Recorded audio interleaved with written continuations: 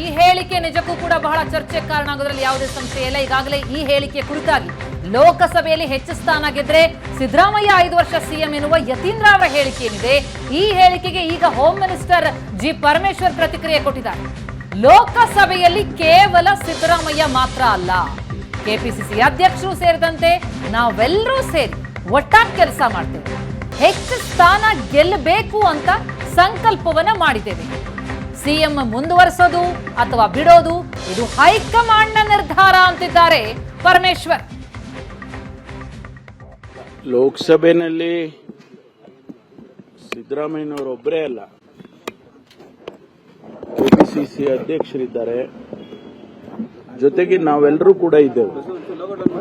ನಾವೆಲ್ಲರೂ ಸೇರಿ 28 ಸ್ಥಾನಗಳನ್ನು ಗೆದ್ದಿಸ್ಕೊಂಡು ಬರಬೇಕು ಅನ್ನುವಂತ ಪ್ರಯತ್ನವನ್ನ ನಾವೆಲ್ಲ ಮಾಡ್ತೇವೆ.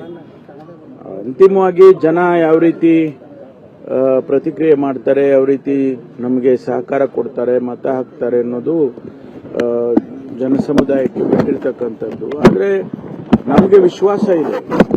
ನಾವು ಕಾರ್ಯಕ್ರಮಗಳು ಕೊಟ್ಟಿದ್ದೇವೆ. ನಮ್ಮ ಮ್ಯಾನಿಫೆಸ್ಟೋನಲ್ಲಿ ನಾವೇನು ಗ್ಯಾರಂಟಿಗಳು ಹೇಳಿದ್ದು ಅವೆಲ್ಲ ಅನುಷ್ಠಾನ ಮಾಡಿದ್ದೇವೆ. ಜನಸಮುದಾಯಕ್ಕೆ ಈ ಸರ್ಕಾರದ ಬಗ್ಗೆ ಒಳ್ಳೆ ಅಭಿಪ್ರಾಯ ಇದೆ. ಹಾಗಾಗಿ ನಮಗೆ ಹೆಚ್ಚು ಸ್ಥಾನಗಳನ್ನು ನಾವು ಗೆದಿಲೇಬೇಕು ಅಂತೇಳಿ ನಾವೆಲ್ಲ